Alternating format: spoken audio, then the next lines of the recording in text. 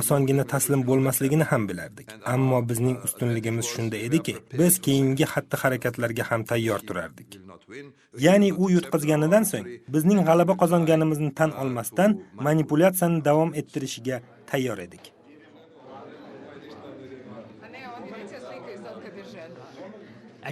Yarim tundan keyin saylovlar shtabida odamlar yakuniy natijalarni qayta tekshirilishi tugashini kutib turardilar.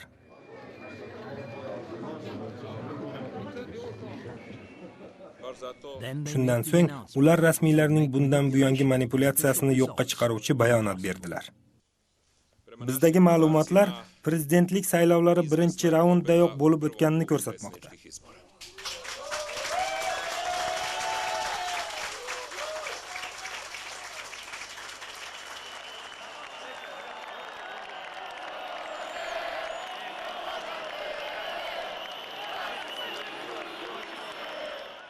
Bu yerda faqat bitta savol qolyapti. G'alaba qozongan kishi qachon o'z kursisini egallaydi? Umuman, u o'z kursisini egallay oladimi yoki yo'qmi? Keyingi kunlar mobaynida Belgrad nafasni ichiga yutgancha turardi. Miloshevicning saylov komissiyasi esa nomzodlardan birontasi ham talab qilingan 50% ovoz ololmaganini, saylovlarning so'nggi raundi bo'lib o'tishi kerakligini aytdi. Hozir sizlarning oldingizda hayotingizdagi eng katta vazifa turibdi. Siz norozilikning boshida turishingiz kerak. Sizga bu narsa o'rgatilgan. Sizning universitetlarda aloqangiz bor. Bu sizning noroziligingizdir. Endi hamma narsa sizning qo'lingizda. Ular o'quv mashg'ulotlarida ishtirok etishgan va bir necha oy ichida uyushishgandi. Endi ular o'zlarining nozo'ravonlik harakatida rejimni hokimiyatdan chekinishga majbur qilish kabi oxirgi sinovdan o'tishlari kerak edi. SDM va Kashtunitsa saylovlarning so'nggi raundiga hojat yo'qligini e'lon qildilar hamda odamlarni umumiy norozilik namoyishiga hozirlanishga da'vat etdilar. Norozilik namoyishiga 3 kun qolganda Kolubar shaxtasi konchilari kutilmaganda Kashtunitsani qo'llab-quvvatlashlarini e'lon qildilar. 17 ming ishchini tamsil etuvchi komitet zudlik bilan norozilik namoyishi o'tkazish uchun ovoz berdi. Ular butun mamlakatni norozilikka ilhomlantirishini istashlarini aytardilar. Serbiyaning 70% elektrini ishlab chiqaruvchi kon to'xtab turardi. Konchilar yaxshi namuna ko'rsatdilar.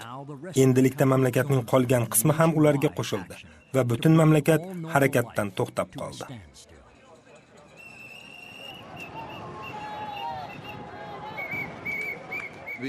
Biz Miloshevichning bizga faqat politsiya va armiya yordamidagina qarshi turishi mumkinligini bilardik. Shuningdek, biz politsiya va armiyani Miloshevich qo'llab-quvvatlashga arziydimi yo'qmi yoki xalq bilan birga bo'lgan ma'qulmi deya o'ylab ko'rishga majbur qila olishimiz mumkinligini ham bilardik. Ana shunda u iqtidorda qola olmasdi. Bu yerda o'ta keng ko'lamdagi xalq qarshiligi ramzlarini topish hamda politsiya va armiyaga bu qarshilik muxolifatning davlatga qarshi harakati emas, xalqning Miloshevichga qarshi namoyishi ekanini ko'rsatishi juda muhim edi.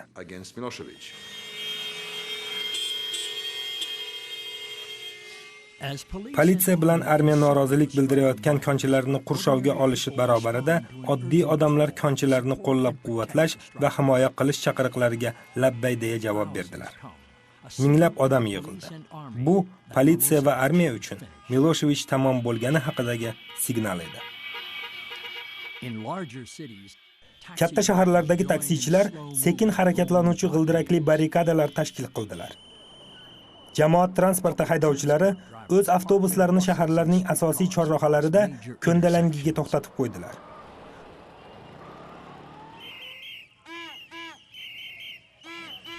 Politsiya tartib o'rnatishga urinardi.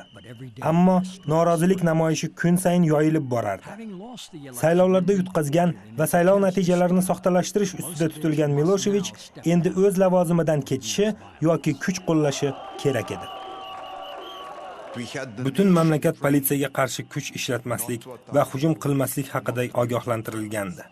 Chunki bizning chaqirig'imiz biz politsiya bilan urushmaymiz qabilida edi. Ular ham xuddi biz kabi rejim qurbonlari edi.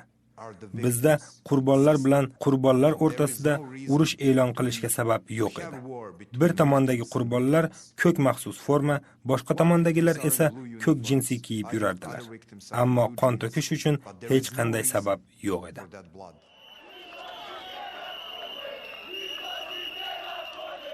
SDM va uning tarafdorlari g'azablangandilar. Ular o'z so'zlarida qattiq turardilar, ammo ular sabrli ham edilar, chunki qon to'kilishidan qochardilar.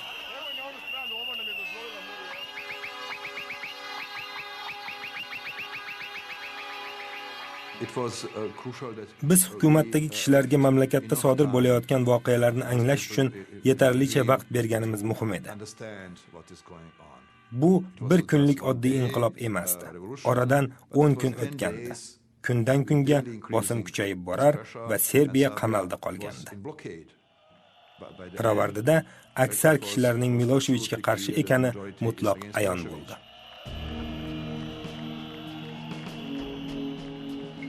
2000-yilning 5-oktyabri. Hatto saylovlardan 10 kun o'tganidan keyin ham Belgradda hech kim hademay keskin burilish lahzasi kelishini o'ylamagan ham edi.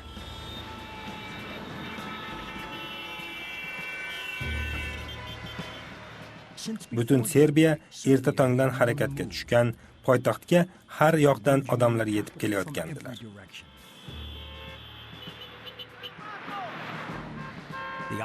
Bu amaliyotni SDM liderlari butun mamlakat bo'ylab imi-jimida tashkil etgandilar.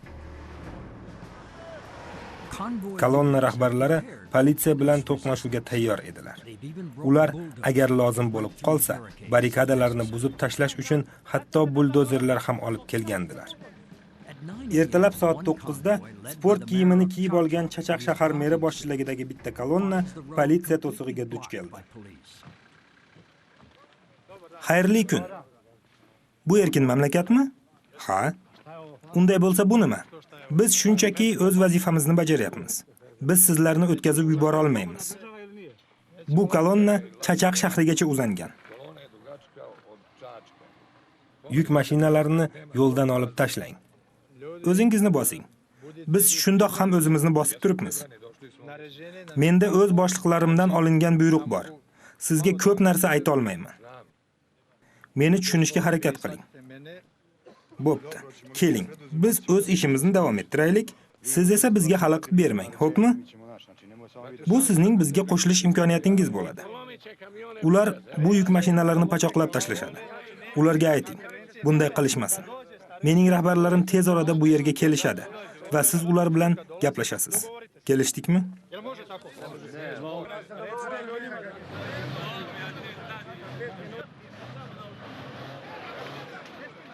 Bu muzokaralardan charchagan chachaqliklar yo'ldagi to'siqni o'zlari olib tashladilar.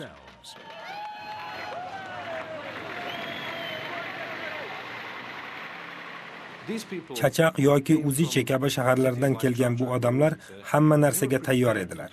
Ular Belgradda aksariyatni tashkil qiluvchi, shunchaki ko'chaga chiqib, baqirib-chaqirib, so'ng uyga tarqab ketadigan chetdan kelgan namoyishchilar emasdi. Yo'q, bu odamlar bu yerga hammasi tugamagunicha uylariga qaytib ketmaslikka qaror qilib kelgandilar.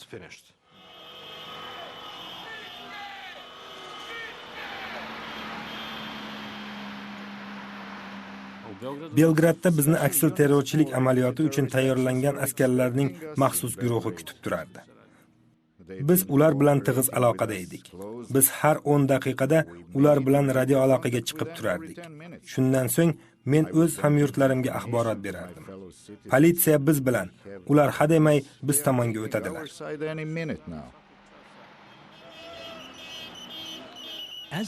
Kun o'tib borardi.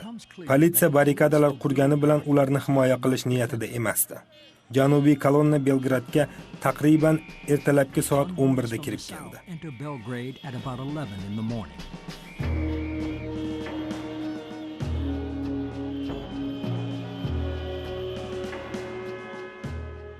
Ularning uchrashuv joyi federal parlament binosi oldida edi. Mer Ilich hali yo'lda bo'lgan kolonna bilan aloqani ushlab turardi. Ular parlamentni nozo'ravonlik yo'li bilan egallab olish uchun kunduzgi soat 3 da boshqalarga kelib qo'shilishni rejalagandilar.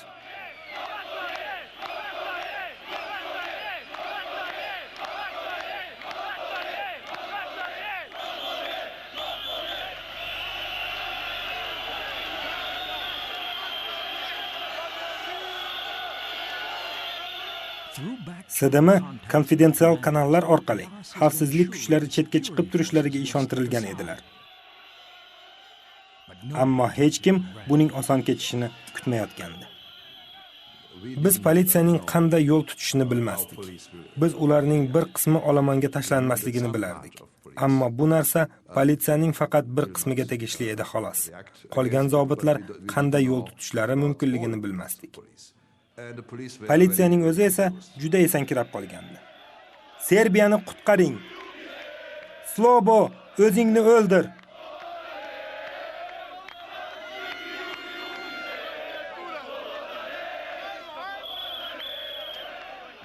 Chachaqlik odamlar boshqalar kelib qo'shilishlariga sabrlari chidamay oldinga yura boshladilar. Ammo politsiya ularni osongina siqib chiqardi.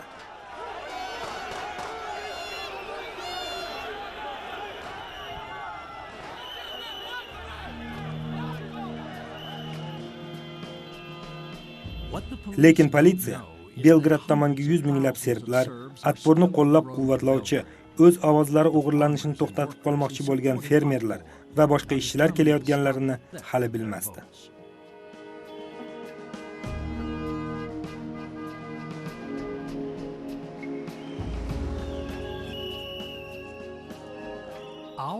Belgradga birinchi kolonna kelib tushgandan bir necha soat o'tgach, bu haqdagi xabar shaharliklar quloqiga yetib bordi. Ular Serbiya bosh ko'tardi hayqiriqlari bilan ko'chalarga chiqishdi. Shu kuni har bir odam hozir bo'lishi kerak bo'lgan faqat bitta joy bor edi.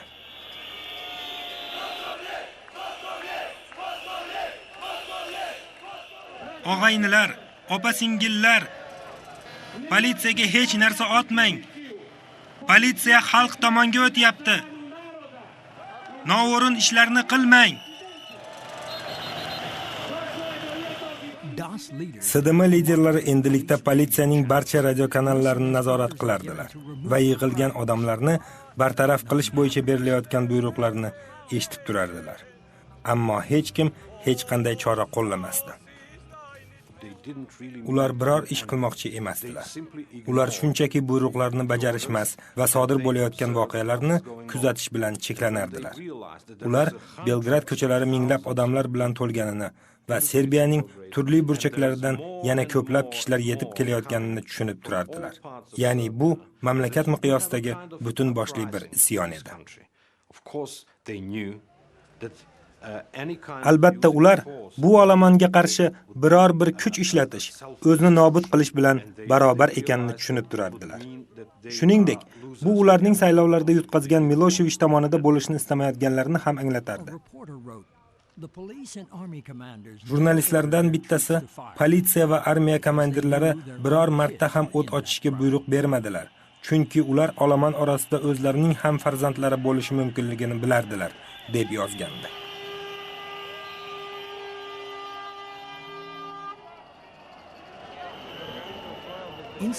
Bino ichida Miloshevich ismi belgilab qo'yilgan minglab saylov byulletenlari topildi.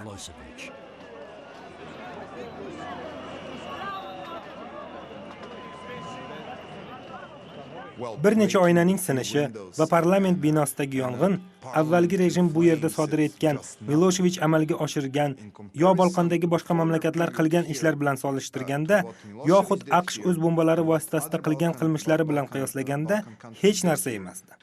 Biz qilgan ish ular oldida shunchaki bolalar sho'xligiga o'xshardi.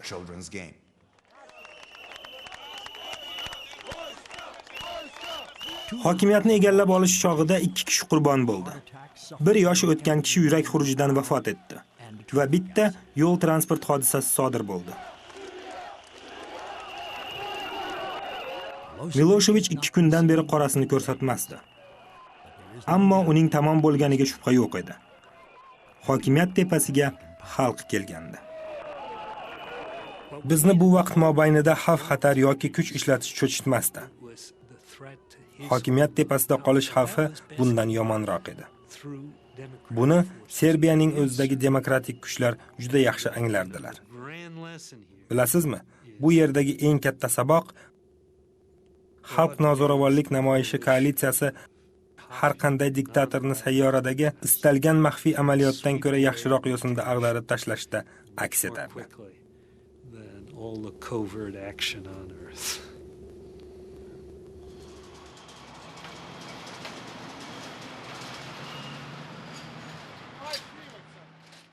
Biz shunchaki ulardan ko'ra hayotni yaxshiroq ko'rganimiz uchun g'alaba qozondik, deb o'ylayman. Umuman olganda, bu odamlar shunchaki o'lim elchilari edilar. Bilasizmi, ularning nafrati, ularning tashviqoti va hatto ularning so'zlaridan ham o'lim isi anqirdi. Biz hayotni ko'proq sevganimiz uchun zafar qozondik. Biz hayotni sevishga qaror qildik. Bundaylarni esa yengib bo'psiz. Mana Atbor nima qildi. Biz shunchaki hayot sevarlar guruhi edik. Ana shuning uchun biz g'olib keldik. 2000-yil 6-oktyabr kuni Slobodan Milošević saylovda Vojislav Koshtunitsaga yutqazdi. Vojislav Koshtunitsa 2000-yil 7-oktyabr kuni Yugoslaviya prezidenti sifatida qasamyod berdi. Zoran Dindić 2001-yilning 25-yanvarida Serbiya bosh vaziri bo'ldi. Sergej Popovich 2000-yil 3-dekabrida Serbiya parlamentiga saylandi. Slobodan Milošević 2001-yilning 29-iyun kuni insoniylikka qarshi jinoyatlar uchun sudga berilib, Gagaga topshirildi. Agar siz hozirgina guvohi bo'lganingiz bu nozo'ravonlik g'alabasi bo'lmaganida edi, Slobodan Milošević hech qachon odil sud qarshisida turmas edi. Ammo bu yerda terrorchilikka qarshi urush yuzasidan yana bir saboq bor. Terrorchilik inson huquqlari rioya qilinmayotgan, siyosiy partiyalar man qilingan, matbuot senzuraga duchor qilinayotgan va erkinlikka yo'l qo'yilmayotgan joyda gullab yashnaydi. Bugungi kunda dunyoda ko'plab nodemokratik mamlakatlar mavjud va ular terrorchilikning oshishi uchun potensial zamindir. Ularning hammasini bomba-bo'ron qilish yoki ularning hammasiga Amerika askarlarini tashlash masalasi hatto ko'rib chiqilayotgani ham yo'q. Ammo siz hozirgina mustabid tuzumlarda va bosim ostida yashayotgan odamlarning u qadar ojiz emasligini ko'rdingiz. Ularda tanlov imkoni bor. Agar ular zo'ravonlik qo'llasalar, ularga hamma qarshi bo'ladi. Zo'ravonlik inqilobi g'alaba qozonganda ham u yerda avvalgidek qatag'on rejimga asoslangan hokimiyat o'rnatilish ehtimoli katta. Butun boshli xalqlarni safarbar etishga qodir nozo'ravonlik strategiyalari zo'ravonlikdan ko'ra ancha samarali bo'lishi va u yerda demokratiya paydo bo'lish ehtimoli katta. Dunyoning boshqa demokratik mamlakatlari yordamida diktatorlarni ag'darish, terrorchilarning rejalarini barbod qilish mumkin. E'tiboringiz uchun rahmat.